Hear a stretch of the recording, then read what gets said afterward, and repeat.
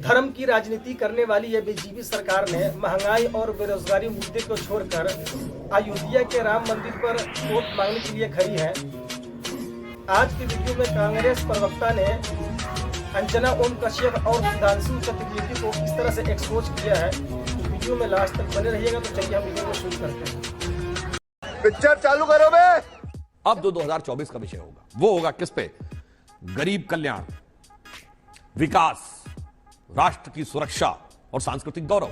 प्रधानमंत्री जी ने बहुत स्पष्ट कहा, ज्ञान GYAN, गरीब, युवा, अन्नदाता यानी किसान और नारी शक्ति, इन सबको सशक्त करते हुए एक नया भारत एक नए स्वरूप में उभरता हुआ आगे बढ़ रहा है मोदी जी के नेतृत्व में। तो एक तरफ है भरोसे का नेतृत्व भारतीय जनता पार्टी के साथ मोदी जी के नेतृत्व में, और दूसरी तरफ है भ्रम का नेतृत्व। रुक, तेरे को बताते तेरी इन्होंने कहा विकास की राजनीति शुरुआत भी धर्म के, आस्था के तमाम प्रतीकों से करते हैं भाषण के, और अंत भी उसी से करते हैं। गरीबी की बात करते हैं और गरीबी के ऊपर अगर हंगर इंडेक्स से लेकर न्यूट्रिशन वैल्यू से लेकर और तमाम चीजों की बात करें तो उस पर बात नहीं करते हैं।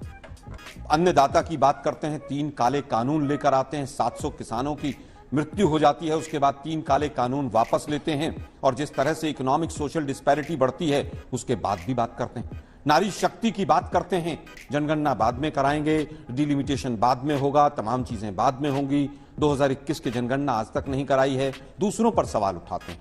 हम तो केवल ये कह रहे हैं कि केवल 2013 से लेकर अभी तक लगभग 40% महिलाओं पर अत्याचार इस देश में बढ़ा है। इसके लिए जिम्मेवार कौन है? आप नारी शक्ति की बात तो करते हैं। देश संकट में है। आज जिस तरह से राम मंदिर के नाम पर और जिस तरह से तमाम चीजें चल रही हैं वो पूरा देश देख रहा है। RSS के लोग पीले चावल पहुंचाना, फलाना ढिकड़ा, पर्ची काटना, ये करना वो करना, आज द्वारका के फ्लाईओवर पर राम मंदिर प्रकोष्ठ भाजपा और ऊपर मोदी जी का फोटो लगाना, ये पूरा देश देख रहा है किस तरह से। एडवर्टीजमेंट की सरकार है। G20 में 30,000 करोड़ के करीब का एडवर्टीजमेंट खर्च हुआ, और उसके बाद G20 से क्या मिला देश को नहीं पता है। हमारा एजेंडा पूरी तरह से यह है कि 2013 से लेकर अभी तक जो झूठों के सरदारों की सरकार चल रही है उसका पर्दाफाश करेंगे। किसानों की आय कितनी बढ़ी वो हम जनता के बीच में ले जाकर बताएंगे। महिलाओं पर अत्याचार कितना हुआ वो बताएंगे।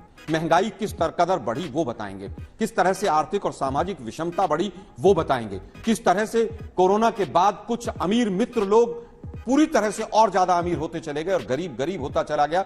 हम बताएंगे कि किस तरह से आज सांसद भी संसद में न्याय मांगने के लिए मजबूर है, उनको भी संसद से बाहर फेंक कर और अपने तमाम बिल वहां पर पेश कराए जाते हैं। इसीलिए हम न्याय की लड़ाई लेकर आए हैं, भारत जोड़ने की लड़ाई लेकर आए हैं। सामाजिक नीति हो, आर्थिक नीति हो, विदेश नीति हो, सबका जिस तरह से इन लोगों ने केवल एडवर्टीजमेंट तक उन तमाम नीतियों को लाकर छोड़ दिया है, जिस तरह से नफरत और अन्याय देश के अंदर बढ़ा है, हम उसको जनता के बीच में लेकर जाएंगे। क्या बात है सर, क्या बात है सर, क्या बात, ये बात है। फर्स्ट टाइम वोटर बहुत बड़ा चैलेंज होगा इस बार।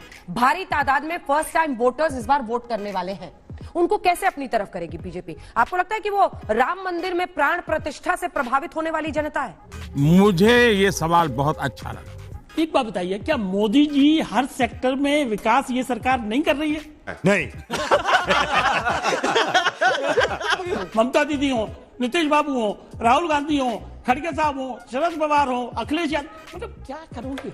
कैसे जनता यकीन करे इनकी बातों? और विजन क्या है इनके पास? विजन दिया इन्होंने कोई अभी तक? चाचा हो गया, बस थोड़ा रेस्ट कर लीजिए, वरना रेस्ट इन पीस हो जाएंगे। जनता का गुस्सा आता है तो फिर वो नेता नहीं देखता है, फिर वो अगर उसको सत्ता परिवर्तन करना है वो कर देता है, फिर मिलजुल कर तय हो जाता है सबसे बड़ी पार्टी का जो कैंडिडेट होगा वो PM बनेगा।